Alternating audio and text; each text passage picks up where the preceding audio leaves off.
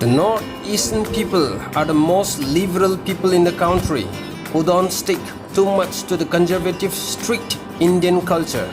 Women in the northeastern region enjoy a higher status compared to the counterparts in the rest of the country.